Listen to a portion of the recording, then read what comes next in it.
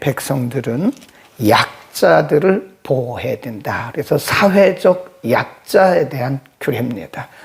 사회적 약자라 하면 오늘 본문과 이후에서 계속 말씀하는데 누구냐? 나그네. 이 사회적 약자예요. 과부, 고아, 그 다음에 여성, 그렇습니다. 이런 사회적 약자들에 대해서 우리는 어떻게 해야 되느냐 하는 거죠. 거기 보면 19절, 23장 19절, 20절 내가 형제에게 꾸이거든, 그 말은 돈을 빌려주거든, 내가 형제에게 빌려주거든 이자를 취하지 말지니, 곧 돈의 이자, 식물의 이자, 무릇 이자를 낼 만한 것에 이자를 취하지 말지니라. 20절 타국인에게 내가 구워주고 이자를 받는 것은 가하지만 너의 형제에게 빌려주거든 이자를 취하지 말라 그랬어요. 가나안에 들어가서 같은 이스라엘 백성들끼리 살면서 사람들이 사는 곳에는 언제나 가난한 자가 있고 부자가 있어요. 물론 중간층도 있죠. 그것은 예수님이 오실 때까지 이 세상의 역사가 존재하는 한 어디나 가난한 자는 있어요. 네. 그 가난한 자를 성경은 사회적 약자라고 말씀해요. 그 다음 쭉 내려갑니다. 24절 내 이웃의 포도원에 들어갈 때에 마음대로 그 포도를 배불리 먹어도 가하니라. 그러나 그릇에 담지 말 것이고 25. 내 이웃의 곡식밭에 들어갈 때에 내가 손으로 그 이삭을 따도 가하니라. 그러나 내 이웃의 곡식밭에 낯은 대지 마라. 그 무슨 얘기냐면 여기서 24절에서 너, 25절에서 너는 이웃의 포도원에 그 말이잖아요. 너는 이웃의 곡식밭에 들어갈 때 그 말이잖아요. 그 너가 누구냐? 위에서 말한 가난한 자를 얘기하는 거예요. 재산이 없이 가난한 자. 그러니까 하나님이 허용하셨어요. 극빈자들이 먹을 것이 없어가지고 곡식밭에 와서 곡식을 가져가는 것을 허용하라. 그 말이에요. 포도밭에 극빈자들이 와서 포도를 따서 먹는 것을 허용하라. 그러나 극빈자들에게 말씀하기를 그것을 싸서 가져가지는 말아라. 거기서 먹는 것은 좋은데 가져가지는 말아라. 그리고 곡식밭에 가서 타인의 곡식밭에 가서 극빈자가 먹는 것은 가하다. 그러나 낯을 대가지고 의도적으로 가져가지는 마라. 그런. 그러니까 형제에게 우리가 돈을 꿔주면 이자를 받지 말라는 거죠. 이 말은 극빈자를 보호해줘라. 배려해라. 그런 얘기입니다. 여기서 형제란 말은 같은 동족을 얘기하는 거예요. 그러니까 타민족에게는 돈을 꿔주고 이자를 받는 것은 가하지만 그런 겁니다. 이자를 받지 마라. 그 말은 그냥 줘라. 그 말은 그냥 줘라. 극빈자들에게는, 사회적 약자들에게는 우리가 주머니를 열고 충분히 줘라. 그런 얘기입니다. 그 다음에 24장 6절로 갑니다. 24장 6절 시작. 사람이 맷돌의 전부나 그 윗장만이나 전집하지 말지니 이는 그 생명을 전집함이라. 맷돌이라는 것은 상징하는 거예요. 맷돌을 전체 위아래 맷돌을 전당 잡지 마라. 네. 그 말은 그 맷돌은 그의 생명과 같은 것이다. 그런 얘기죠. 전당 잡았어도 해가 지기 전에 돌려줘라. 또 그런 말씀도 있어요. 극빈자들은 그것이 그들의 생명입니다. 하루하루 먹고 사는 사람들에게서 맷돌을 전당 잡으면 그 사람은 뭘 먹고 사냐고요. 그러니까 지금 형제에 대해서 돈을 빌려주면 이자를 받지 마라. 그리고 또 전집하지 마라. 전당 잡지 마라. 그런 얘기고, 또 극빈자들은 타인의 밭에 가서 이렇게 먹는 것을 허용을 해라. 그런 얘기입니다. 그러니까 하나님은요, 성경에 보면 항상 약자 편입니다. 약자 편이에요. 그 뒤에 또 나오는데요. 예를 들어서 우리가 가난한 자에게 억울하게 했잖아요. 그러면 가난한 자들이 하나님께 호소를 해요. 그럼 하나님 그 기도를 즉시 들으세요. 우리가 왜 그렇게 해야 되느냐 거기 보세요. 그렇게 하면 하나님께서 대신 갚아주세요. 20절 19장 20절 그리하면 중간쯤 보면 그리하면 내 하나님 여호와께서 내가 들어가서 얻을 땅에서 내 손으로 하는 범사에 먹을 주신대요. 복을 주신다. 여러분 이거 이론이 아니에요. 한번 해보세요. 실천해보세요. 우리가 성숙하지 못한 사회일수록 사회적 약자들에 대해서 배려하지 않습니다. 네. 고아, 과부, 나그네, 그 다음에 몸이 불편한 사람들, 장애인이라고 그러잖아요. 성경은 이런 사회적 약자들에 대해서 철저하게 하나님이 보호하시는 거예요. 사회적 약자들을 하대하고 사회적 약자들에 대해서 함부로 하는 것은 하나님께서 그들에게 진노하십니다. 그러니까 우리는 분명히 20절 그 중후반절을 꼭 기억하셔야 돼. 그렇게 하면 우리가 형제들에게 이자를 받지 않고 그냥 주고 또 극빈자들에게 나의 밭에 와서 또는 포도원에 와서 먹도록 허용을 하고 또 전당 잡지 않으면 그것에 대해서 사회적 약자에 대해서 우리가 배려를 하고 베푼 거에 대해서 누가 갚아주세요? 하나님이 갚아주신다고. 잠언에서 수없이 말씀하는 것이 뭐냐면 가난한 자들을 배려하는 것은 하나님께 꾸이는 것이고 가난한 자들을 함부로 하는 것은 하나님께 미움을 받는 것이다 그랬습니다. 우리는 약자들을 보호하고 약자들의 배려하는 그런 마음을 가져야 됩니다. 약자들에 대해서 함부로 하면 하나님이 바로 거기에 개입을 하시더라고요. 우리가 약자들을 배려하고 약자들을 섬기면 하나님이 또 갚아주세요.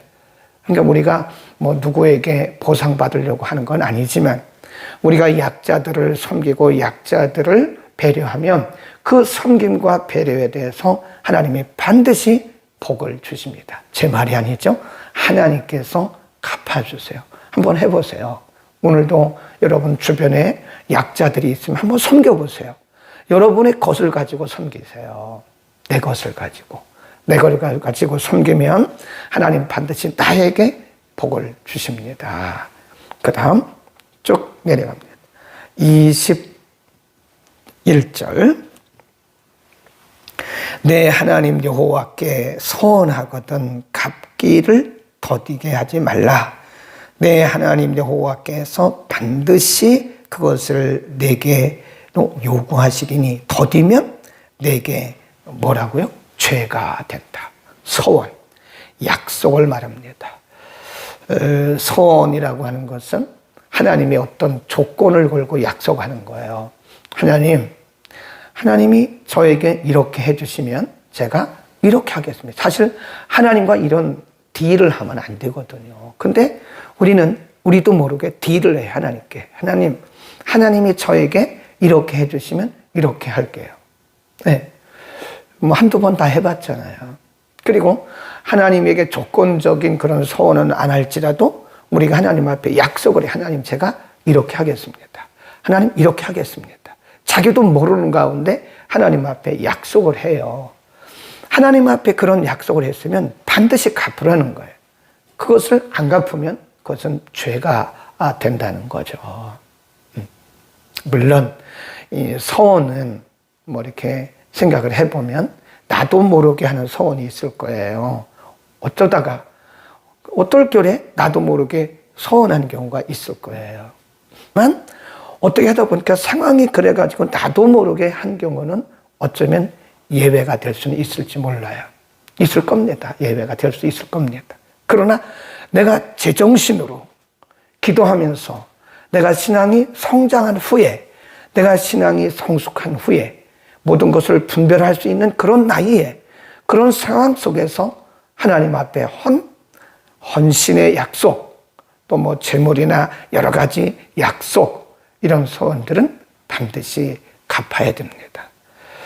소원해놓고 안 갚고 또 약속하고, 약속해놓고 안 갚고 또 약속하고, 그러면 우리가요, 사람들도 신의가 없어요. 아, 저 사람은 믿을만하지 못해. 저 사람과는 상대하지 말아야 돼.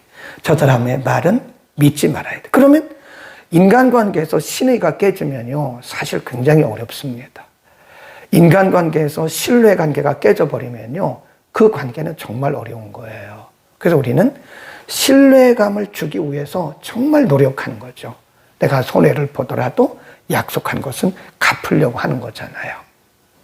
이런 것처럼 하나님 앞에 우리가 정상적인 마음을 가졌을 때, 정상적인 생각이 있을 때, 신앙이 성장, 성숙했을 때 약속한 것에 대해서는 반드시 갚아라. 그것이 더디면 그것은 너에게 죄다. 그런 말씀. 하나님 앞에 근면하고 성실하라. 그런 말씀. 그 다음에 쭉 내려갑니다. 자, 쭉 내려가서 24장 9절로 갑니다. 너는, 거기입니다. 읽겠습니다. 시작. 너는 문둥병에 대하여 삼가서 레위 제사장들이 너희에게 가르치는 대로 내가 힘을 다 행하되 곧 내가 그들에게 명한 대로 너희는 주어야 행하라.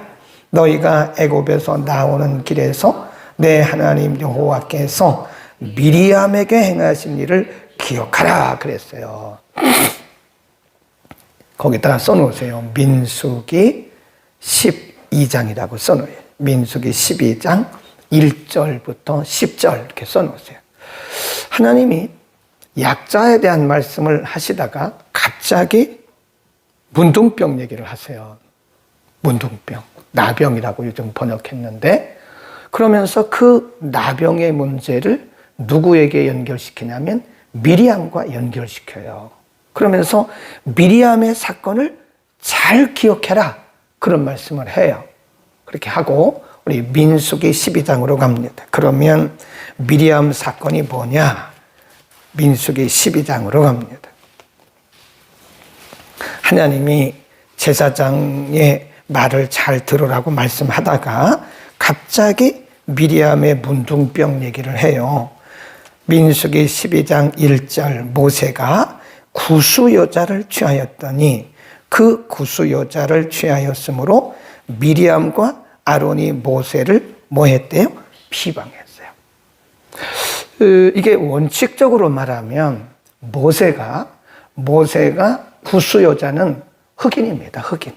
그리고 아프리카 사람이에요. 이 사람은 이방인이라고요. 이방인. 하나님의 지도자 모세가 이스라엘 백성들 가운데서 아내를 이미 취한 상태예요. 그런데 구수 여자를 또 아내로 취했어요. 이건 맞아요? 틀려요? 틀렸어요. 그러니까 당연히 모세의 형 아론과 누이 미리암이 모세를 막 자기 형제니까. 아니 내 동생 모세는 왜 저래? 그리고 미리암도 모세를 또 막 비방한 거예요. 아니 왜 저래? 아니 지도자가 왜 이방 여자를 아내로 삼고, 그것도 이스라엘 백성도 아닌 흑인 구수 여자를 데려다가 아내를 삼는 거야? 그러면서 막 비방했어요. 근데 하나님이 딱 들으시고는 너희들 다 이리 와봐, 그런 거예요. 다 셋이 다 모여. 왜 너희는 모세를 비방하는 거야? 한번 보세요. 2절, 그들이 이르되 여호와께서 모세와만 말씀하셨느냐? 우리와도 말씀하지 아니하셨느냐? 하매 여호와께서 이 말을 들으셨다. 이게 무슨 얘기냐면 하나님이 모세만 하나님의 종으로 삼은 게 아니잖아. 우리도 하나님의 종이잖아. 그러면서 아론과 미리암이 모세를 막 비방했는데 성경이 뭐라 그랬냐면 하나님이 그 말을 다 들으셨다. 비방하는 소리를 다 들으셨다. 그리고 이렇게 말씀하세요. 3절. 이 사람 모세는 온유함이 지면의 모든 사람보다 승하니라. 여호와께서 갑자기 4절입니다. 시작. 여호와께서 갑자기 모세와 아론과 미리암에게 이르시되 너희 3인은 회막으로 나오라 하시니 그 3인이 나아가매 여호와께서 구름 기둥 가운데에서 강림하사 장막문에 서시고 아론과 미리암을 부르시는지라 두 사람이 나아가매 이르시되 내 말을 들으라. 너희 중에 선지자가 있으면 나 여호와가 이상으로 나를 그에게 알리기도 하고 꿈으로 그와 말하기도 하거니와 내 종 모세는 그렇지 아니하니 그는 나의 온 집에 충성이라. 그러면서 하나님이 모세의 편을 들어주시는 거예요. 우리가 인간적으로 보면 아유 하나님이 왜 저러시지? 분명히 모세가 잘못한 거잖아요. 구스 여자를 취해서 그것도 아프리카 여자를 취해서 아니 본부인이 있다니까요. 그런데도 또 부인을 취한 거에 대해서 형과 누이가 비방하는 것은 누가 봐도 당연한 거죠. 그건 모세 잘못했으니까. 그런데 하나님이 모세 편을 들으시는 거예요. 너희들 왜 내 종 모세를 비방하는 거야? 그렇게. 그 다음에 쭉 내려갑니다.